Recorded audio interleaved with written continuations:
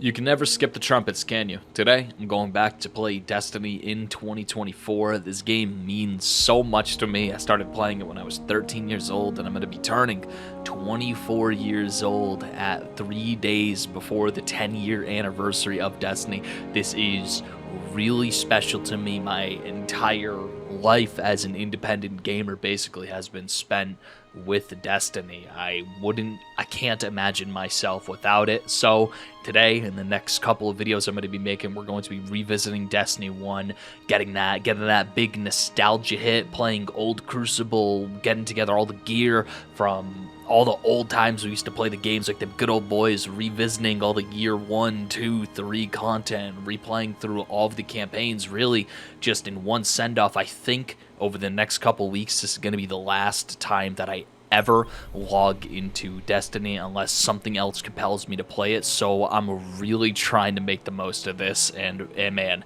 it feels so good to be back. This is where I reset my characters to. This feels strange. Feels strange, to say the least. Now, I played the most on my Hunter. Let's get into it. Seeing if I remember where half this stuff comes from. The ship what was it? The Prison of Elders? Prison of Elders ship. There was no exotic everything.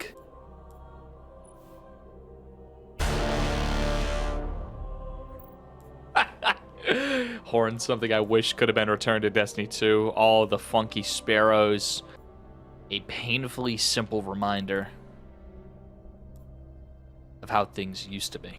Leveling up your classes, leveling up your guns one by one.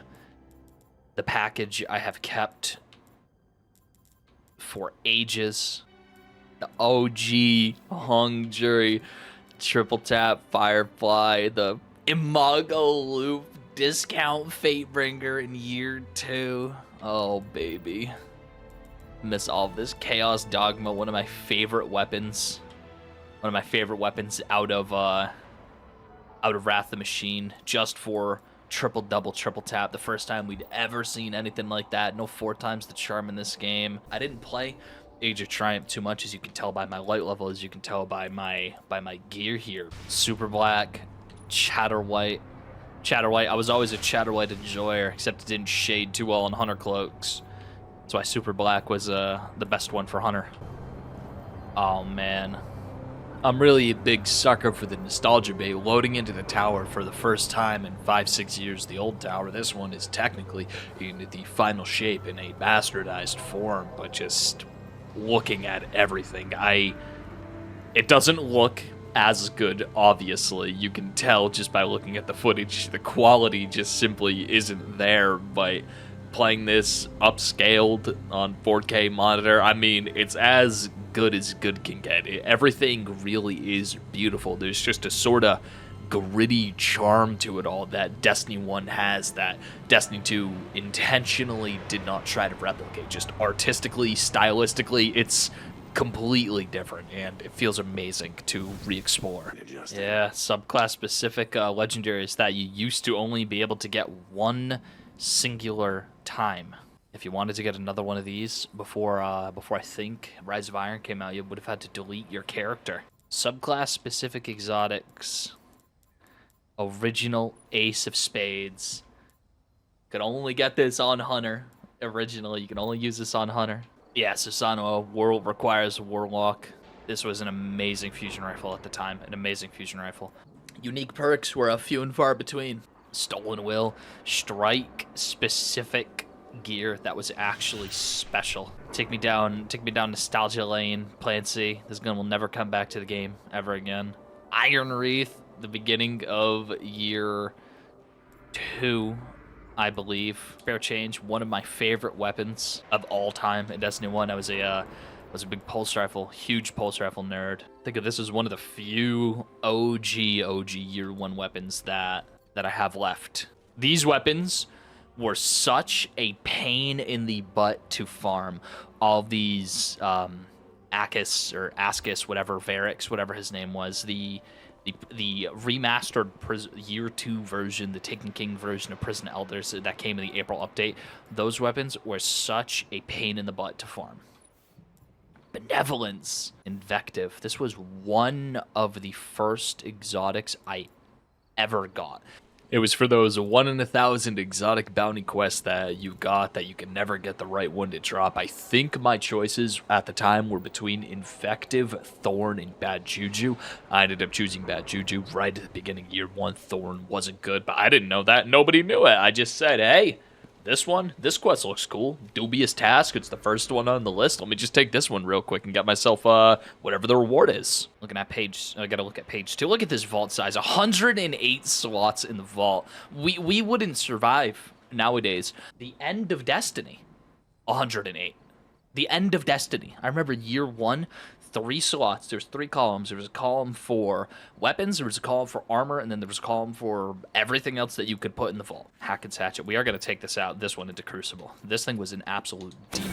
The First Curse. This was one of my favorite hand cannons to use during year 2. The quest for this was, oh man, exotic quests. Make exotic quests great again, really. Grasp of Malak. Farming this thing from Omnigul. Oh my gosh.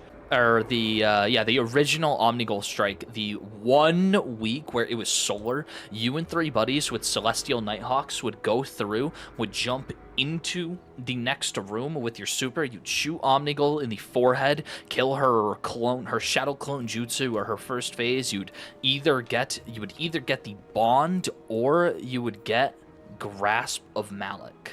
I'm sure some of you watching this are thinking like, oh my lord, he's not looking at Lord High Fixer or whatever. I never got a good Lord High Fixer. There's something special about playing. In my opinion, I want to return to a time where it was special to have good gear. Like, you didn't get anything. I, as a player, never earned everything by the end of Destiny. I could still come back to this day and there is gear for me to be chasing in the year 2024, and this game hasn't seen an update since gosh, I think 2016 was the middle of 2017 was the last time there's a content update. I still haven't gotten everything. I recognize these weapons, the Unbent Tree. This was one of the good bullet hoses. Like, they gave everybody, they said Doctrine of Passing is so good, so they gave everybody the Unbent Tree. Look how unique these weapons are. Like, you would never find a weapon like this in Destiny 2. It's so unique. Immobus. This was the Titan specific shotgun with Bouncer and Surrounded. This thing was a menace in Crucible. If you can get a good what was it? It was a good primary hand cannon that had the old original Hawkmoon perks, like Luck in the Chamber and Double Luck. I think Ill Will was able to roll with those 2 perks from the very beginning, being able to get the big boom one-shot cannon. Yeah, Ill Will, you can't get it. Even today, you are unable to farm an Ill Will. Boom! Headshot! Quick clip from a Mechanic Cakes video 8 years ago because it was really bothering me that I couldn't find it when I was recording this. The special hunter artifacts, the special class artifacts, you either max out a stat. I never really cared about maxing out my stats or getting 98% or 95% artifacts, but some of these artifacts are really, really cool. In Crucible, yeah, this one was made just to counter Thorn. I know a couple of these have really cool effects, like you trade your super for more abilities. For example, gain the ability to reflect energy-based projectiles when guarding with a sword. This was, oh man, what is this? The OG Strongholds, I think. Strongholds doesn't even deflect, does it? Zombie Apocalypse WF-47. So many weird names. Some of the funniest armor in the game. Strike-specific cloaks from the Scion Flare mission. I remember it was always an argument with my friend, because we both played Hunter, which one we were going to kill at the end of this mission just to get the cloak. I was a big fan of the solar one. He was a big fan of the void one, the purple one. And this is basically all a walk down Hunter memory lane. You weren't even able to preview. But yeah, the Omnigul Bond. You either got the Grasp of Malak or you got the Omnigul Bond from that mission, and you got a Legendary Grim. It was like great 50-50 chance you're gonna get something you want. Mask of the Third Man. What is it? Raiden Flux, I believe, the Hunter chest piece that makes your arc staff last longer. I'm nerding out right now. I really am. I'm just nerding out so much. The Hood of Malak. Tess Everest, the OG scam artist. I still have silver in the account. Most of the ornaments were just bad. Yeah, basically this was just a test for the ornaments of Destiny 2. Most of these were not good. There was a very small selection of exotic ornaments that were actually good. One that I distinctly remember as being good was this one for Bad Juju. You know, it just gives you a lot more skull to your skull. Trespasser dropping a week early. Trespasser dropping a week early from boot engrams. Does anybody remember that? Where's my faction leader? Executor hit a... I was leveling up Future War Cult at the end of Destiny, but I was a new monarchy stan, the life exotic, the OG exotic things. You had to get these. Oh man, what is it? Level 30, I think. You had to get your level 20 or level 30. Factions were hard. Factions were really hard to level up back in the day. Before I go into the that section of the tower, I'm gonna head over to the hangar and see what these guys are doing over here. Now, I don't know about y'all, but when you got engrams, you were able to get random pieces of either legendary, exotic, or rare gear, even out of regular legendary engrams. Now, for me, at least, the rare heavy, the blue heavy engram, I got so many Thunder Words. Basically, it felt like 1 out of every 6 times I would go to Rahul, I'd walk away with the new Thunder Word if I was turning in like 5 or more rare heavy engrams. That's just how it felt for me. The Teacup Tempest.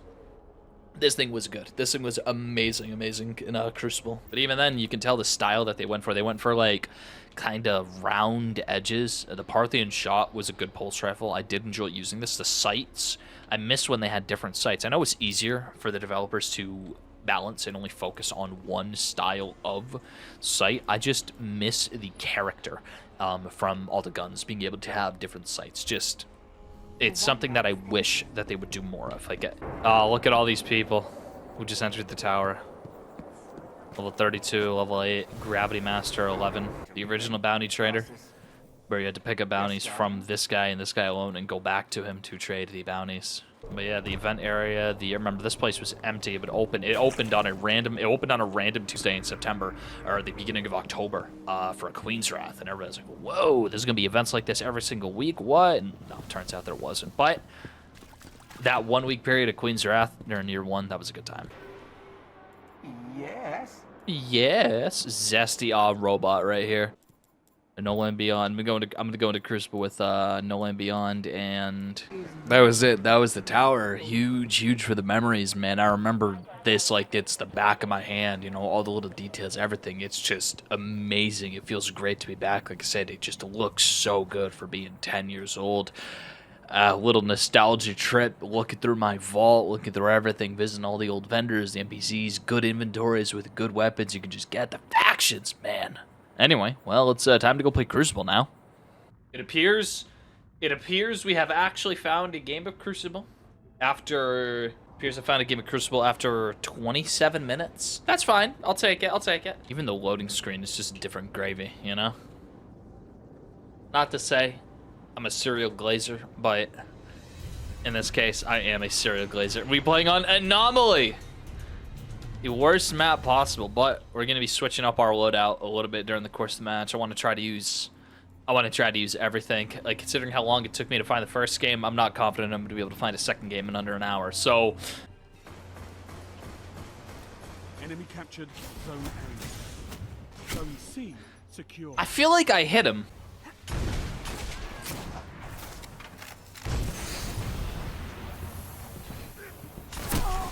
Oh man. You know what? Unk might have to retire the No Land Beyond in the first 30 seconds of the game. Zone C lost. You neutralized Zone A. Unk is retiring the No Land Beyond in the first 30 seconds of the game. Zone A. Zone C secure. Give me back. Give me my dad rifle. Get me my dad rifle.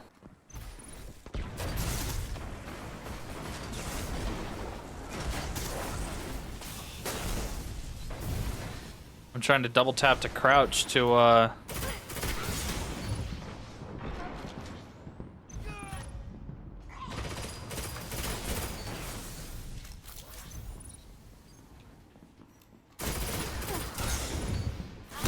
There it is. I got hit in the face with a lightweight throwing knife.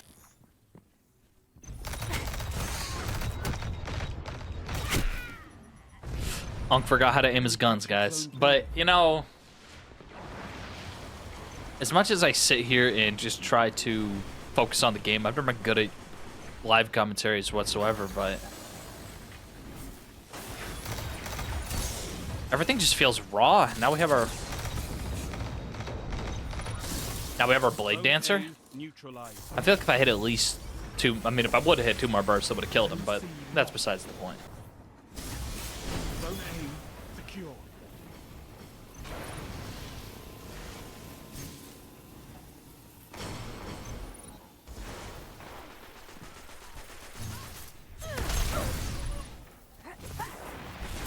Oh my lord. I forget that, man. I never got good at sniping in this game. Oh man, I feel so awful about that. But then again, I got my 1 kill with my super. That's all I was looking for. That's all I needed. Zone C Oh, we're both unks, but it's okay. lost. Zone B secure. And you can't. I don't think you can. I think part of this is like where the crosshair is. And you can't change that either. I'm so used to the crosshair being in the auto look centering. Is that it? Enemy captured Zone A. I'm so used to the crosshair being in the middle of the screen that it's basically Halo style in the bottom third. I feel like I'm looking up all the time while I'm shooting. It doesn't feel good, but that's the way it was. That's how we did it for all those years.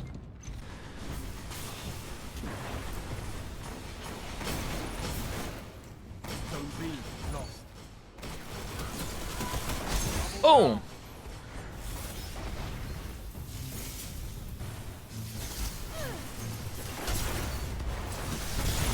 There we go.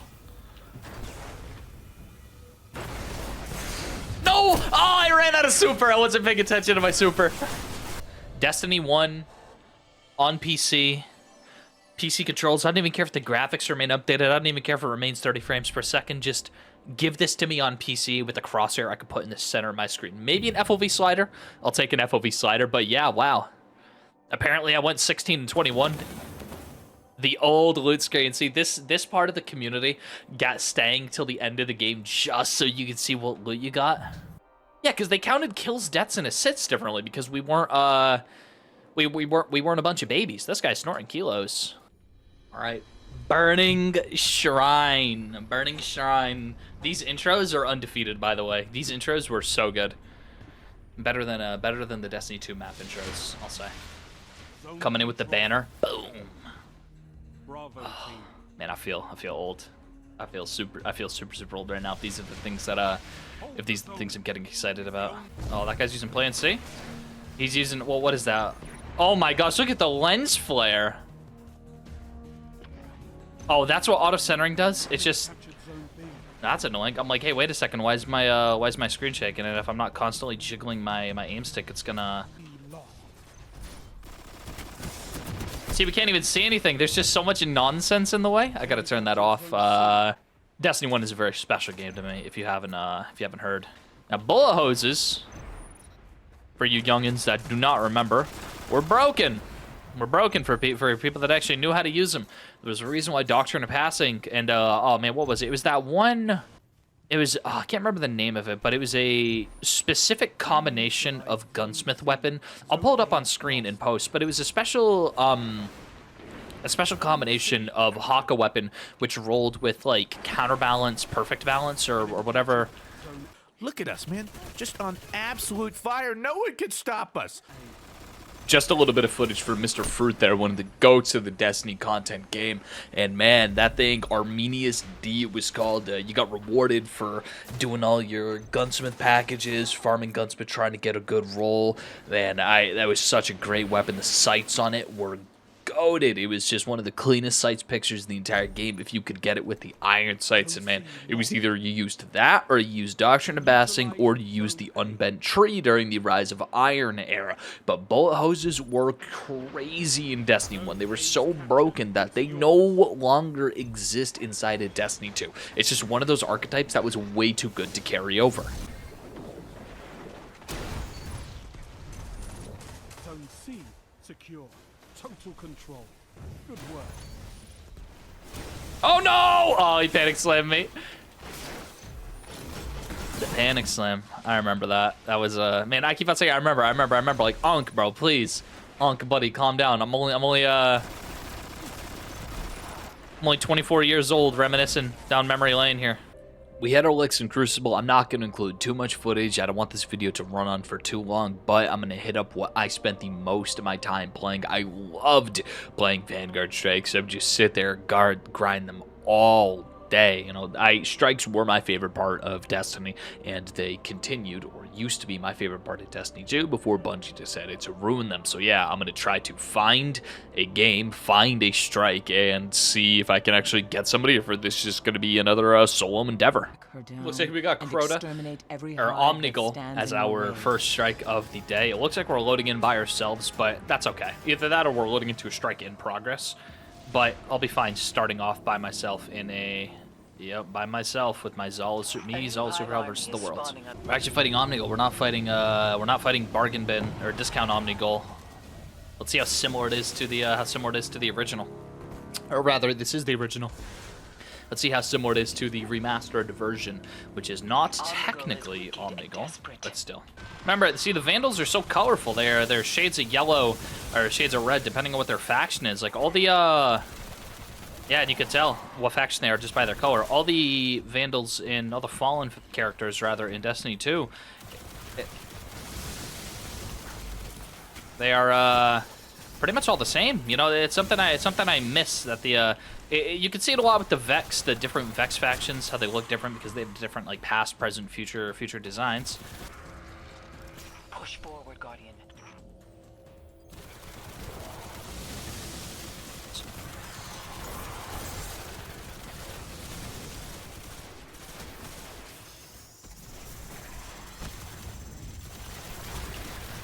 And give me back Zal Supercell. Give me back Zal Supercell. Give me back Zal Supercell. I know Risk Runner is in the game, but just give me back Zal Supercell. I know they're basically the same gun. Just give me back Zal Supercell. Yeah, man, I'm just waiting for enemies. I'm looking for enemies that only exist in the remastered version, or in the Siva Crisis version of the Strike. Now, the Siva Crisis or the Heroic Strike playlist, whatever you'll call it. Yeah, it was just way different. You know, they basically commended them for their actions. The Rise of Iron team for. Oh, these are red now. See, we went from facing yellow Fallen to facing red Fallen. See, that's just the little things. The little things. I know it's like, oh, only their colors change, but it really is. It's the little thing. Same thing with these Hive. These are a different. They look like they're a different faction of Hive. You could tell by the color of their eyes, really.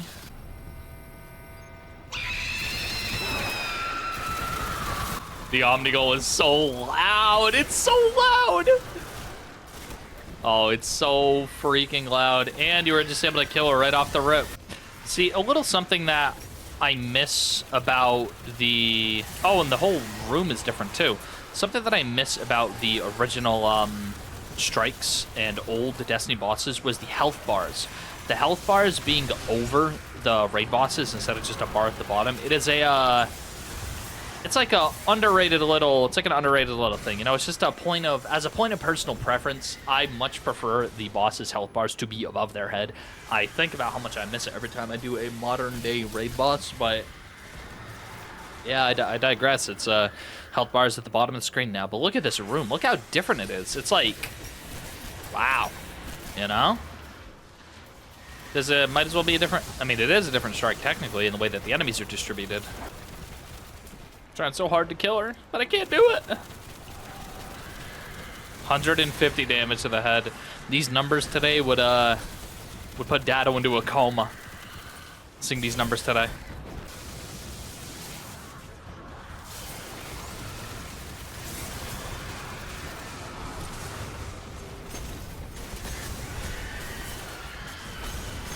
There we go, there we go. There we go. 1s and 0s. That's the strike.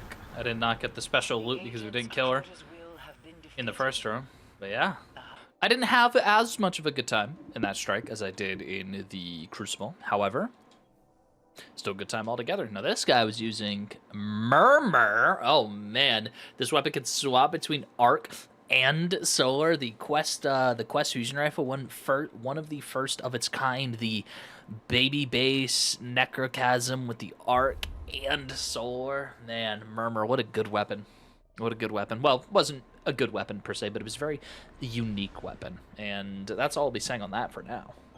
Man, that's pretty much it for now. I had an absolute blast reliving Destiny, something I didn't get to do that I wanted to do this time, but I'm saving it for a different play session, is I want to revisit the only raid from Destiny 1 that isn't available in Destiny 2, and that is Wrath of the Machine in the Plaguelands. I really, really want to get a team together to play Wrath of the Machine. So if you still have an Xbox, if you still have Destiny, my Discord is in the description. You can click on that to join just to tell me. But hey, it's still there. Link up with me, leave your gamer tags in the comments, or just DM it to me on Discord if you join my server, and I'll try to get a team together to play Wrath of the Machine. But besides that, I want to thank each and every single one of you for watching, for reliving this a little bit of Destiny with me. I have a lot planned. This game means so much to me. I want to make several videos. I want to play through the entirety of the campaign again, reset on one of my characters, and just go through all the content from beginning to end, because, well, this is likely going to be the last period of time that I am playing Destiny 1, and yeah, I got nothing else to say. So what I'm going to say is I hope each and every single one of you has a great day and continues to have a great week, and I'm just going to leave you all with the trumpets. Enjoy.